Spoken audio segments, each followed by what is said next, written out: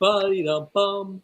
I love that. Yeah, I love that. Learn.blainebartlett.com. Welcome to Office Hours, everyone. I'm David Meltzer. We are conducting a mindset mastermind as we speak. If you There don't know we what that go. is, reach out to my friend Blaine. It'll change your life because it will change the way that you look at things, your mindset. And as our old friend Dr. Wayne Dyer says, the things you look at will change, which leads me to a conversation to start off the show, Blaine. Intention. I have been a very intentional person for a long time. And looking at intention, I've realized that I haven't understood fully the 5 levels of intention, meaning initially I thought, okay, intention's what I do. And then, learning from some of my mentors, it's what I say. And then learning from more of my mentors, it's what I think. And then learning from even more of my mentors, it's what I believe, taking me through, Earl Nightingale and Wayne Dyer and, of course, Napoleon Hill. But now I'm to an intuition level. And it stems from this idea of I'm already connected to the all-knowing. And I've been interfering with this. And how do I reconcile my intuition, the way I feel, with what I think, do, say, and believe? Because sometimes they're not equating in my life and it causes confusion. Yeah.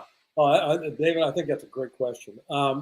Yeah, I'll jump on, just a meme that you've heard me talk about before. Energy will follow attention, which I don't think there's any argument about that. Most people don't know where their attention goes. It's subconscious. I mean, they're just paying attention to stuff that all the energy is sucked over there. So attention will direct energy. Now, what people don't understand is that intention, which is it's an egoic construct. Intention is formed out of my belief system. It's formed out of my desire for something that I'd like to have that I don't currently experience. So intention is a formative construct. So this is where it gets kind of interesting. Attention energy will follow attention, and intention will form energy. So the confusion comes into play where spirit is coming out. It uses me. Spirit moves to and through me, and I'm a vessel. But if I'm blocking if there's friction, and that friction comes into play when the ego begins to say it's supposed to be formed in a certain way. My intention is to, time frame, construct, that sort of thing. And how can I apply that to, one of the most sought after energies of our pragmatic living, which is money, right? Money's an object of energy that we put into the flow to get what we want. And there's an old saying, money doesn't lead, money follows. And when you talked about the energy following, I immediately thought about, oh, yeah, of course, that's why money follows as well. If energy follows intention, then money would follow our intention of what we want materialistically, because money would be the energy to obtain that. How do you see money following what we do in our careers and having the patience to allow the money to follow, where so many people create resistance by allowing money to lead them or energy to lead them or lead or guide their intention? Well, energy is money, and money is energy. It's just a form of energy. So I'll use a metaphor. A river is going to end up in the ocean in one way or another. It's going to end up in the ocean. I can have an intention to have it go in a certain direction, but the flow of the energy, which is driven by what I'm going to call spirit here, it's got an energetic it's got an energetic to it that is going to put it in a certain place. So if I put this in the context of money, energy is going to flow naturally. If I put myself in the context or in the position of being a center of distribution, which is what the universe is about. Nothing in the universe serves as a center of accumulation. And this is where I think we get ourselves backed up around money, is we think of money as something to be accumulated. Money isn't to be accumulated. Money is to be distributed as an energetic. And partly, and you are absolutely, I think, one of the finest exemplars that I can think of this. Make a lot of money, have a lot of fun, so I can do a lot of impact, do a lot of good for people. It flows through you. Now, and the more you actually have coming to you, you're going to be doing more with it. And it's, and I know you well enough. I know you very well in this regard. It's in service of the natural flow of things. You pay more attention than just about anybody I know to what spirit is asking you to actually orient towards, and it's kind of a compass sort of a thing. It's interesting you say that, because one of the things that resonated with me years ago, and I think it may have been Bob Proctor that said it, was he said something like, if they took all the money in the world, dropped it into the desert, it would redistribute itself to the same people. From what you just suggested, how do we become one of those people that things redistribute themselves to? What are some of the pragmatic things that we should do so that we become the flow of energy? I think absolutely, and I've heard Bob say that before. And what he's speaking about is the way that people's mindset works, and it's a law of attraction. It's a law of vibration. So money's energy. Money will go to where the energetic vibration matches. So if all the money in the world gets dropped into the middle of the desert, I need to have my vibrational set adjusted to the frequency that money is tuned to. Now that seems abstract. It seems magical thinking and all that kind of bullshit. It's not. What it really is, and this is the pragmatic piece of this, I start to function as a center of distribution. I see myself as a center of distribution of love, distribution of generosity, distribution of kindness, distribution of knowledge, distribution of information, distribution of money when it comes to me. When I see myself as a center of distribution, nature abhors a vacuum. So whatever I'm giving out is going to be coming back in. When Cynthia and I, when we spend money, it's always with a blessing, because I know that the money I'm spending is going to go out, do good, and it will come back to me even more.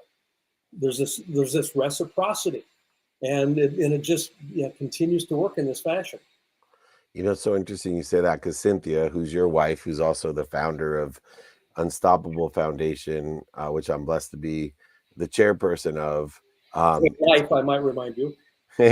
Yeah, but it's interesting because I remember at one of the galas, her perspective of giving, and it was one of the first catalysts of me understanding receiving and the blessing it is to give. And she shifted my paradigm of giving by saying, David, because I was a little hesitant of asking people for money for the foundation.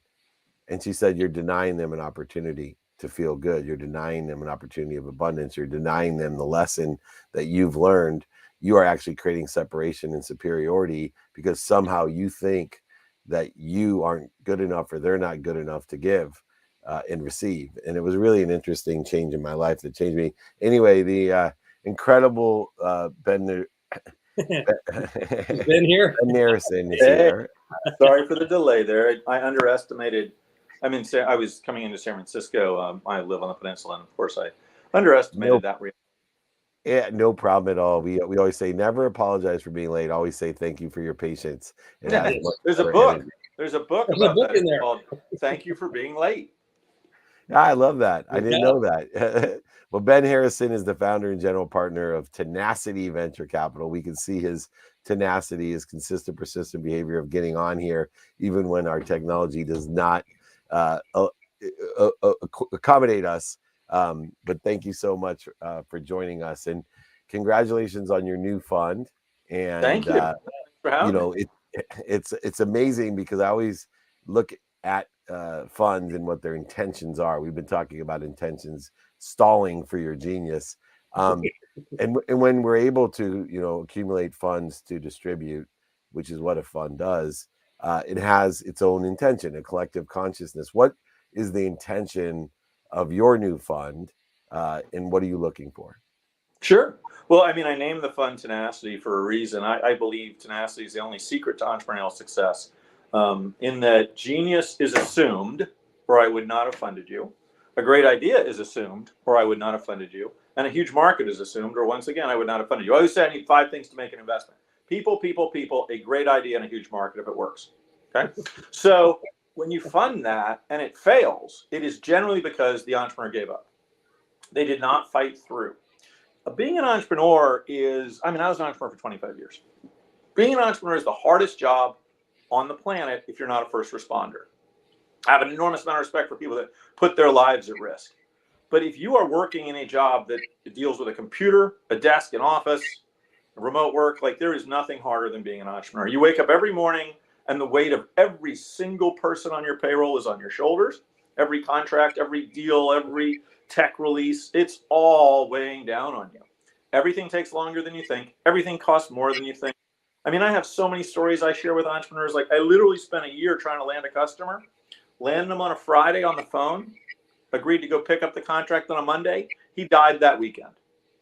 It's tragic for him, but I'm like a year in and I couldn't get my butt on a train at 5:30 at night in New York City and go to New Jersey to pick up the contract. And because of that, I'm now going to have to spend another 6 months figuring out who the heir is to this business. Like it is just hard. And so if you are not willing to fight through, a friend of mine coined the term wantrepreneur, the person that reads the stories in TechCrunch. Oh, I could have had an idea that was that good. Ideas are worthless. Execution is what's dear. And so, these folks, boys and girls, they think, oh, that's what I'm going to do. I'll just, it's funny. Somebody tweeted out a money hack. They said, okay, start a company, raise money, like as if that's so easy. Then loan money to all your employees to exercise their options, fail, foreclose on your employees' stuff, and sell it, and then start over again. But while it was very tongue-in-cheek and meant to be humorous, it's like, it's really hard. Success is the minority. Failure is what you should expect. Hope for the best, plan for the worst, know that your chance of failure is probably infinitely greater than your chance of success. We all fund, whatever you want to call it, moonshots, right? Like I have a buddy that once said, I like this quote, we underwrite to one miracle, not two. We have to believe one miracle happens for a startup to survive and prosper, but we don't need to believe that two do. Those are passes. So, I'm really looking for phenomenal founders. To put it quite simply, I look for founders that make me say, wow. And wow is a mix of who they are, where they came from, why I believe they're going to fight through, what their idea is, how they're going to change the world. I caught the bit on the philanthropic side. I would love it if this fund does what I want it to do. It will give me the opportunity to be materially philanthropic in my later years. I am somewhat philanthropic now, but I don't have the capacity to be philanthropic at the level I would like to be. I would love it if all my LPs were people I could make money for that would do good in the world. That may or may not be true. They're all good people. They're no jerks, but so I just want to, I was an entrepreneur for 25 years. I like to ride shotgun and live vicariously through other entrepreneurs. I will die an entrepreneur, but I'll be doing it in the sidecars of 100 different founders. Love it. Yeah, I've got 2 questions. First a comment and then a question that kind of comes off of this. I love the concept of an entrepreneur as a first responder. I've never heard that. I've really never heard anybody put it that way. It's run towards the fire. Yeah, I guess they're business first responders, digital first responders. Yeah, exactly. Because I've run into more guys and gals that will sit back and wait and just kind of go, well, I don't, just go, just Oh yeah, there's nothing worse than failure to launch. The overthinking entrepreneur PhD that polishes and polishes and polishes and never goes live, and then you run out of money while they're getting it perfect. We've all heard, don't let perfect be the enemy of good enough. Yeah. But yeah, running into the fire is a pretty good analogy because that is what you're doing. The number of people that are going to tell you it's stupid and it's going to fail. I only have one partner and he sometimes tells me why things won't work. And by the way, he might be right. We can't predict the future. We just, in venture investing, your probability weighting outcomes, because you can only lose 1x and you can make 40 to 100 plus x, sometimes a lot more x. And that's how you figure it out. And along the way, a lot of fires to run into. So we got people, idea, and execution, right? People, great idea. Great and idea. A huge market if it works. Huge market if it works. Okay, so the if it works piece is the execution side. Yeah, that's fair. Yeah. I could also just say a huge market, but Yeah. I always assume the risk of failure. So Well, I have stopped funding brilliant entrepreneurs with bad ideas. Well, I'm a fan of pivots. They happen, and I'd rather have you pivot than give me my money back. If you spend 50 cents of the dollar and it fails to a level where there's no recovery, I don't want you to give me a refund. I want you to try something else. But I don't want to go in and fund you on the hope that you try something else. That's not my game. Pivots very seldom work. So Ben, it's interesting with Tenacity Venture. I've been blessed to be around billionaires, millionaires, entrepreneurs, celebrities, athletes, and entertainers. And people ask me all the time, well, what's the common denominator between all these hugely successful people? And I will tell them that there's one common denominator, and that's the desire that they must be what they can be. They don't quit, no matter what. They will sleep in their car. They will go without food. My critical question before we let you go is, how the hell do we know someone has that desire? Yeah, it's a hard one, man. So I used to do CrossFit religiously, then I stopped. Now I'm doing it again. And I used to think the best way I could possibly figure it out would be I can't do this because I think there's liabilities. Plus my coach won't let you go unless you've done a full day or a pre-training. But the thing about CrossFit as a workout routine is they make it really hard on you. And you look at the list of things you have to do that day and you're like, how the hell am I going to get that done? But they are okay with you stripping weight off the bar. There's always a way to scale it. The key is you finish. Sometimes I go in and somebody doesn't finish. Very rare, but they just sit down and stop. And then the coach is like, dude, take some weight off the bar. Like, I can't do it. He's like, then pick up a PVC pipe. And they're like, no, I can't. I'm shot. That's the person I never want to fund. They were willing to not complete. They were willing to give up. But realistically, since I don't think I can do that, I just try to spend as much time with the entrepreneurs as possible, hear as many of their stories as I can. I look for sort of things that might be symptomatic of that drive. I have a guy that started a company. He was a animal rights activist in college, and he wanted to save the seas. And he realized that being an animal rights activist would not achieve that, but he could do it through commerce. So he started a plant-based tuna. It's called Current Foods. That is so good that Nobu ordered it for their sushi menu. Okay, it's just like the real thing. Well, one of the things I discovered is that when he was in school in Texas, he got them to offer a vegan menu. I got to believe that was not easy. I mean, I spent a lot of time in Texas. Barbecue. I have a lot of friends from Texas. These are not people lined up for vegan. The response is not awesome. The response is like, move on, tofu boy. So, that was a symptom. Elite soldiers sometimes show up. That usually you check that box immediately. Although sometimes, here's the problem. I once funded a leader of a Green Beret battalion. I was so impressed with him. But he spent so much time trying to manage, and he didn't bother to try to lead. It was terrible. I remember, my rule with my entrepreneurs was always, I have to see you once a quarter. You can see me as many times as you want. And we were sitting down, and he's like, oh, I'm having trouble with this. I'm having trouble with that. I'm like, why are you asking me questions about this stuff? He's like, well, when I went to HBS, they taught me blah, blah, blah. And I'm like, dude, hold on a second.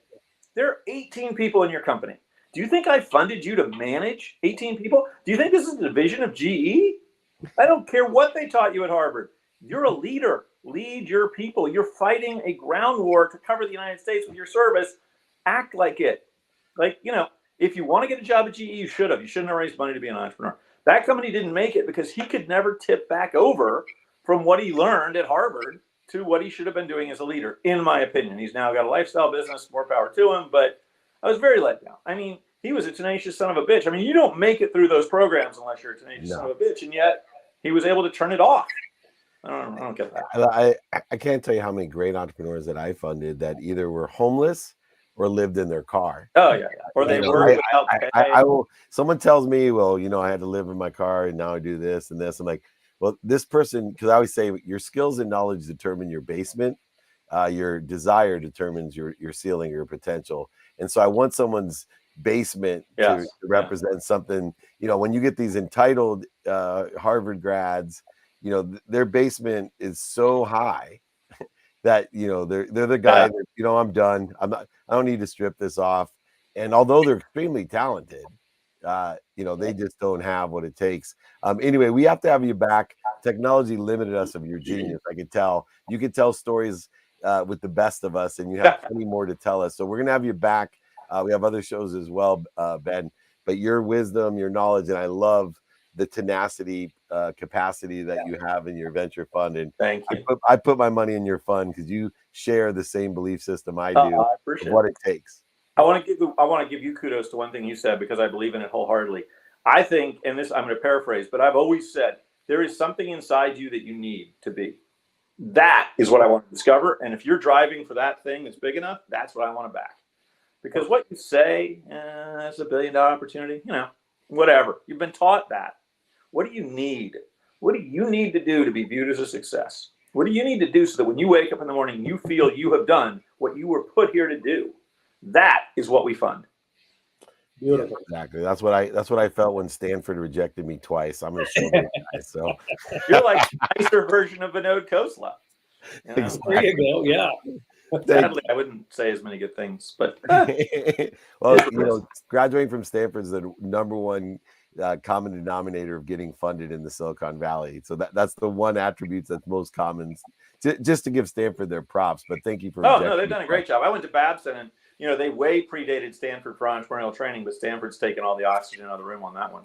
Yeah, no shit. They do a good job. Babson's a great school. I love speaking there as well to entrepreneurs. You nailed it. I can see that now. That background definitely is shining through. Ben, we'll have you back on. Ben Harrison, check it out. General partner, Tenacity Venture Capital. Thank you. You and if must anybody be what you watching can wants be. to pitch me, pitch-ben.com. I take 100% of those pitches and I give them responses. It's all video. Please send them our way. We got a pitch show on Bloomberg and Apple TV called our 2-minute drill pitch show, $50,000 of cash and prizes. So we'll share our leads with each other. Sweet. Okay. I always have plenty. It takes a long time to go through the pitch-ben videos. I'll tell you that, but I enjoy it. All right. Take care. Very nice to have been on. I look forward to doing it again. Absolutely. Thanks, Ben. We appreciate you. What a true entrepreneur. That's all I got to say. Great lessons there. All right. Let's see where we're at here. I assume Rajeev, Matt is coming on. Is that right? On you? Hey, how are you, Dave? I'm doing great. How are you? Fantastic. Well, thank you for joining us as always. We'd love to get a little background on what you got going on. Well, first of all, a small world story. Guess who I office next to, like 4 doors that way? No idea. Lee. Oh, so you're by Billy's there in Newport Beach. Yeah. Oh my gosh. Well, Lee had a big week. We shared a couple of stages together, and he had a terrific party at the Super Bowl. Lee Steinberg is the founder of the company I was CEO of, and a tremendous leader in sports agentry. So what a blessing it must be to be by one of my great mentors. Yeah, he's great. We had a nice walk the other day, just walking and chatting about my new book and everything, and he loved it. And he put it on he had me put it on his Facebook group page. So it was great. That was awesome. So I just thought this was funny and opportune. And you're also good friends with my buddy Brian Condrella, who you're going to be, Brian, right? Yeah. So, Well, you're surrounding yourself with the right people and the right ideas. Share with us what you have going on, though, Rajeev. No, thanks for asking. So, look, when COVID hit, Dave, I've been running a B2B media and marketing company for the last 7.5 years, kind of private equity backed situation, great company. But when COVID hit, Dave, Blaine, we lost 50% of our revenue overnight because half my business was face-to-face events. And so we had to pivot really fast, and we did. And we did virtual. We were probably one of the first companies to go virtual.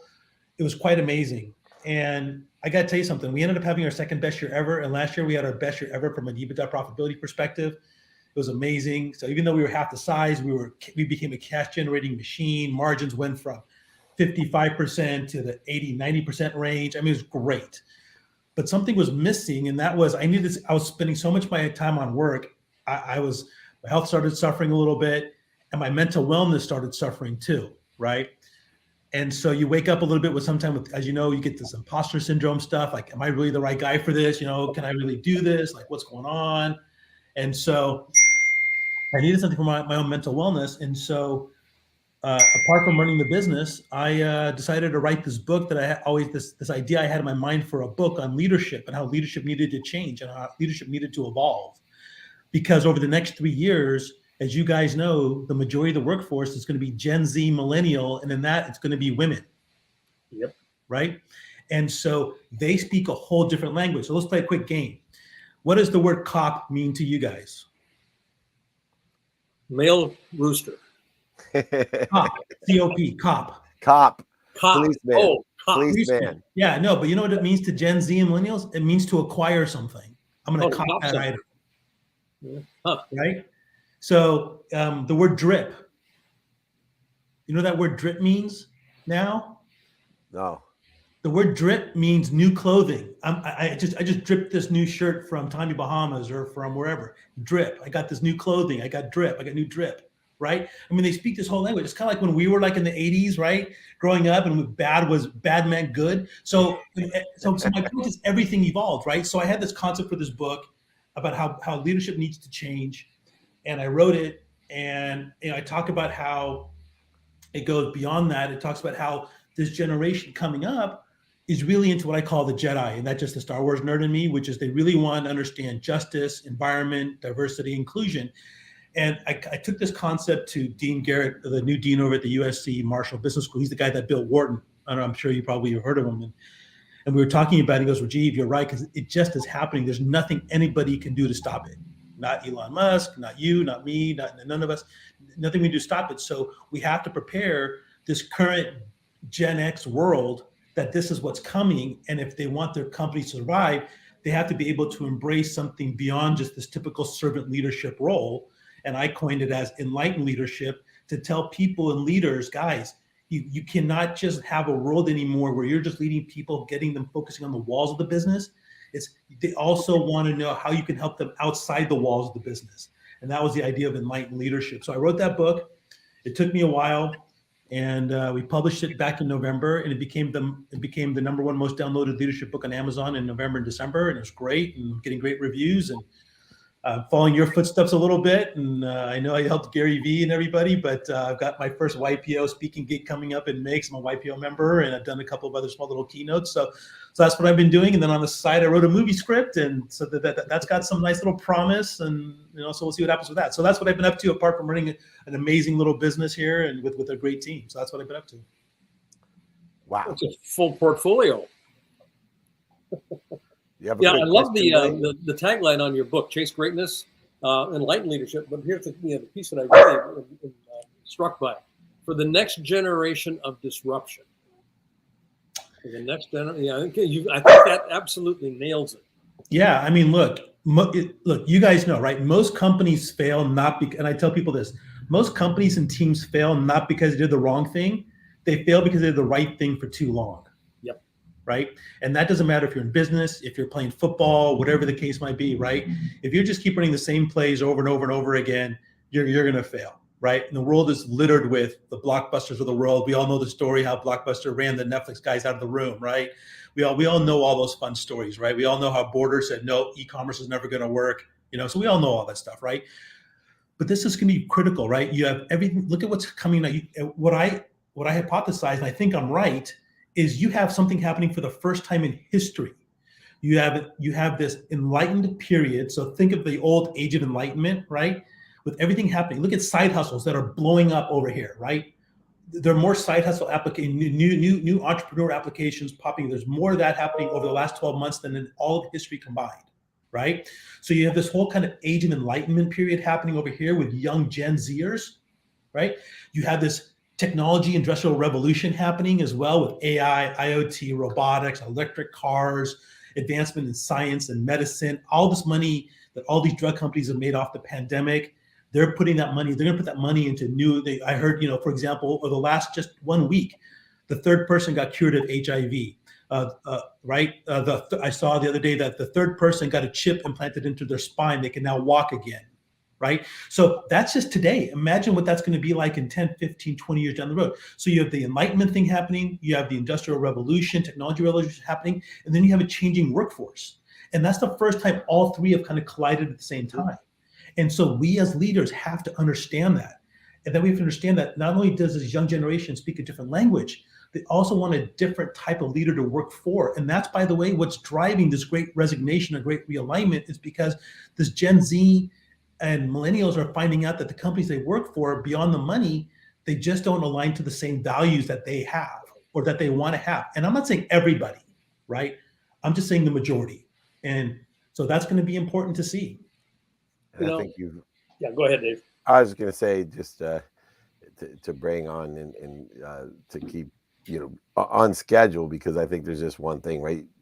Understanding where Rajeev sits as you and I, completely separate from truly knowing, right? I have 3 teenage daughters, and I think overall you have to have this ignorant, humble experience with all this information that we now are old enough to know one thing: we don't know what we don't know. Mm-hmm. And this idea of being an intelligent follower, a merchant servant, or a servant leader, even though it may not align with everyone, it certainly is the approach that we're going to need to take in order to assimilate and reconcile all 3 of these different components that have never merged in history. And I really find it fascinating, Rajeev, that someone like you or Blaine or myself are in this position now, where we're sitting here on a Thursday afternoon, digitally speaking about this reconciliation that's occurring. And it's more of our generation, I think, needs to make that perception change than it does the young people needing to change, because they will change. They'll learn, but we have to unlearn, which, this cancel culture and all the other things I keep on suggesting to our generation. Hey, quit resisting this. You just have to unlearn a few things. Not just words. You just have to unlearn a few things. Yeah, we are where our parents were back in the 80s and early 90s, right? So we just dress better. Right, we just dress better. Exactly. Like we don't walk around with briefcases either, right? So except for Lee. Tell me Lee doesn't have that old briefcase he was walking around with. He still wears his briefcase. Oh, I didn't see him with the briefcase, but we were out enjoying the weather together. It was beautiful. A nice sunny day, as you know, this area over here. But yeah, no, it's been great. The book's been awesome. It's called Chase Greatness, and it's been wonderful. And look, I just am really excited about getting the message out, because I really think it's a game changer in terms of the way people need to think about the evolution of leadership if they want their businesses to survive long term. Absolutely. The idea, the way that I define leadership in the work that I do, just real quick here, I know we're moving to the next guest, and the idea of co-creating coordinated movement in the system that produces the results that you say you want. There's 2 pieces to that: the coordinated movement, which most people understand, it's the doingness, it's the execution piece, but the co-creation piece, and this is, I think, really where Chase Greatness is actually beginning to speak to. I can't co-create just from my orientation, my worldview. I have to know your worldview if I'm going to be able to co-create this new reality that we say that we want to have with each other. And particularly if we're looking at enhancing lives and making the world a better place, because that is what this new generation is organizing around from a value point. Yeah, you're absolutely right, Blaine. And the cool thing here is the bottom line is boils down to culture, and we throw that word around a lot. It's kind of willy-nilly the way we throw the word around. But here's the thing: 90% of CEOs say culture is important. Only 10% do anything about it. Exactly. But if you don't do anything about it right now, you may not have your business in the next 2 or 3 years. Yep. And that's what's critical, right? Yep.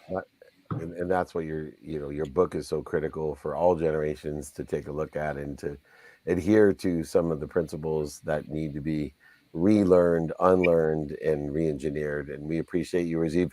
You're a neighbor of ours, so we definitely want to get together again, especially. Oh yeah, absolutely. My pleasure. I look forward to you have you guys. Beautiful view over your left shoulder. So I've been in your building. Thanks, guys. Thank you for joining us. Check him out as well as his website, RajeevKapur.com. All right, we are back on schedule, Blaine. We're so blessed to have these amazing people. Both, I felt, time restraint. I'm always too short on time. But Alvin Poe is here, CEO of Super Scaling and an incredible author, superscaling.com. His book available everywhere on Amazon. Super Scaling: Systemize, Break Free, Skyrocket Your Business to Millions. You look a lot younger than you really are there, Alvin. But hey guys. You've had a pretty significant exit. You know something about Thank you. scaling. I think it's more important now to understand how to scale a business because things are accelerating so fast. The faster things change, the more we have to understand scalability, because if we don't, we're going to miss out on where the margins lie, where the market lies, and where being a market maker would have its opportunity. How did you learn to scale, at such a young age? Because usually it takes some failure, setbacks, and mistakes to get to a point where you have the situational knowledge to know how, or have the foresight to play chess instead of checkers, Yeah. and scale your business with 35,000 clients in a team of 150 people before your 8-figure exit. Well, you got that right, David. It really was a process of going through the hard knocks, learning on the job, as it were. I started my business when I was 17 years old, and at that point of time, my co-founder and myself, we didn't know anything at all, and there were so many limiting beliefs. There were so many mistakes that we had to make before we knew what worked, before we found out how systems were important, before we figured out how to get our business to the next level. So it was a process of literally going through the school of hard knocks. And I remember, like, one of my limiting beliefs at that point, as a teenager entrepreneur, were all the limiting beliefs that I had as a kid, where my family, they really prioritized and told me the importance of hard work and putting in time and effort into whatever you do. And as a entrepreneur, that's a great attitude, but taken the right way, um, when I was starting my business, I thought that meant that you had to do the work all by yourself. And so that limited my growth so much when it came to managing a team, when it came to growing a team. I remember one of the bottlenecks of the business was literally me. I had to overcome those beliefs before I could effectively manage people, leverage on people, and use a team to help the organization get to its objectives. And that was such a big game changer, and such a big thing to change. So yeah, that literally was like my journey. It was really going through all these experiences myself before I knew and figured out how to really scale up businesses. Yeah. Yeah. In our previous guest, Alvin, I mentioned co-creating coordinated movement. And what you've just done is describe that discovery process that I think a lot of founders end up going through is, Yeah. how do I begin to rely on my team? I don't have to do it all myself. And if you've recruited well, you've got people that have bought into your idea. They share to a significant degree your passion. Now they just need to be let loose. Exactly. And Get out of their way, let them you get out of the create. way, the co-creation. But that is a difficult thing for a founder to do, and for somebody. And I'm very familiar with the Asian culture. I've spent years working in China and Japan. So the hard work, just put your nose down and just how did you specifically find yourself moving away from that mindset to being able to trust yourself that you could handle the consequences, real or imagined, of letting your team run with it? Sometimes you've just got to be battered down enough before you realize there's no choice but to embrace that. I'm sure a lot of the listeners have gone through this before as well, where there's so much work coming from all directions. There's responsibilities and commitments everywhere, and everything that something that all of us share is the same 24 hours in a day. And that's something that I faced. Like, there literally was absolutely no more time that I could squeeze out of my day. And I just found myself working on every single task. And when I looked at the future of the business back then, this must have been maybe the early or the mid 2000s. And I simply couldn't cope with it. I simply couldn't see a future in which I was doing all this by myself and the business was still growing. That was a highly stressful time, because the more the business grew, the more stressed out I got and the worse I felt. So it was literally all that coming together that made me realize that there was no way I could really go on like that. And I just, it was probably like a epiphany that showed me that, something had to change. And I realized it was a question that I was asking myself. The question that I was asking myself was, how do I solve this, and how do I do that, and how do I, it's I. Mhm. But the real question that business owners and entrepreneurs should ask ourselves is, how do we solve this? And bring in the concept of leverage, bring in the concept of using the strengths of your team, using processes and systems, and having that leverage to bring your business much higher. So that's how I discovered it. It's a painful process, and hopefully I can show entrepreneurs that this is something that they can avoid in their process of scaling up. It's so interesting. As a last question, Alvin, um, it's so interesting because we talk about systemizing, and they look to a leader like yourself on how we systemize. But if we look back in history, it's interesting. A certain word comes to mind as a leader of scaling businesses. And I've been blessed to scale a business from 4 people to 7,000 people in my sales force in my 20s. And one of my mentors said to me, David, you cannot demand when you want to scale. There's a reason they call it the 10 commandments, not the 10 demandments, because the word command means to work with. And in order to systemize things, it would be impossible for you to have the situational knowledge, the experience, pay the dummy tax, and have the relationships necessary to create the efficiencies, effectiveness, and statistical success of a system that can be replicated. And that's what scaling is do we have, and now today with AI and today with the technologies, it's even more important to command and work with people. And all the great leaders in my company today, as we scaled to an enormous size of what we're capable of doing, part of the scalable processes is not 7,000 people anymore. It's having 1 or 2 of these critical commanders working with not only human beings but technology, and picking and choosing where the capabilities of AI and systems that have already been created allow us to scale, and we have a capacity worldwide to have a bigger market. For you, in this commandment mentality that was forced upon you through, as you said, torture, how has technology played a role in the scalable systemization that you teach in your book? How do we scale not only with human beings, but with technology? So when I say systems, a lot of people think that it has absolutely got to do with technology. Technology is great, and it's a big part of what I do. I'm a technology entrepreneur myself, but technology doesn't necessarily need to be part of your systemizing, your scalability. I think people can start with the things that don't scale as well first.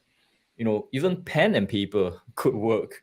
It's the mentality, it's the mindset, it's really coming up with the processes to establish these systems.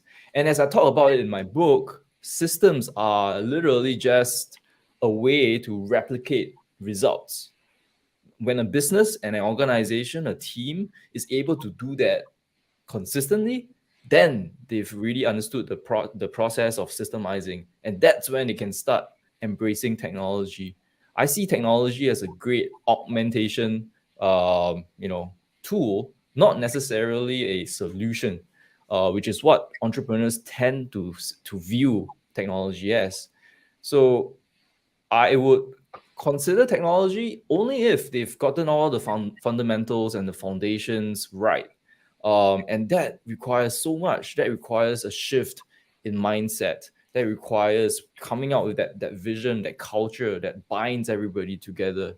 That involves coming out with a team, creating an environment in which a team can do their best work together, creating like a customer journey that the customer is now turned into a raving fan of the business. The customer not only just buys one time, but also renews and refers, and then making sure everything is well optimized. So that are the fundamentals of a business. I feel that if people don't get there yet, it's really hard to bring technology into the mix and expect technology to work. But when a business has all that in place and is rock solid, now technology comes in and it's no longer just a solution, but it's like fuel for their growth. And I think that's when you can really see the results. Yeah, I love that perspective. People, people, people.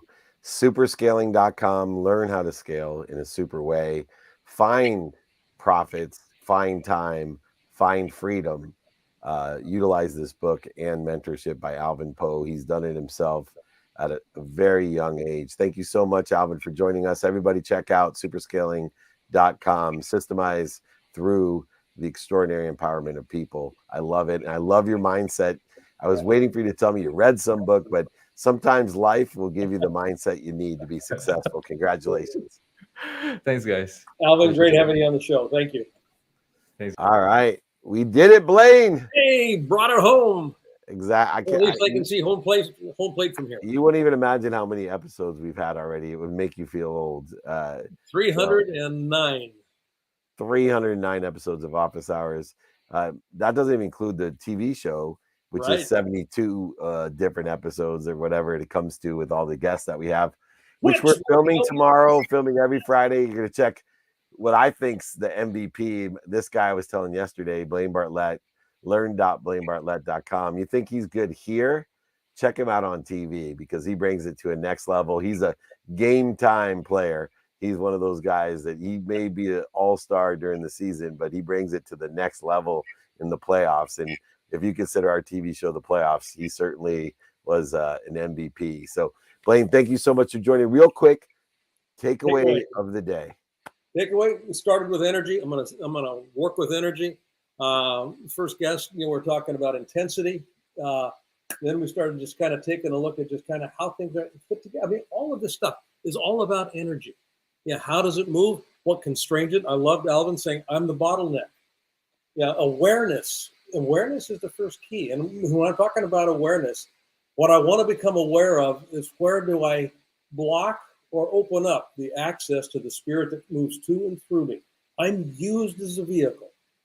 And I want to be able to be aware of where that access is blocked or opened. Oh my gosh, I love that. And mine's real simple. People. I was blown away by all three of our great entrepreneurs, and they all stressed.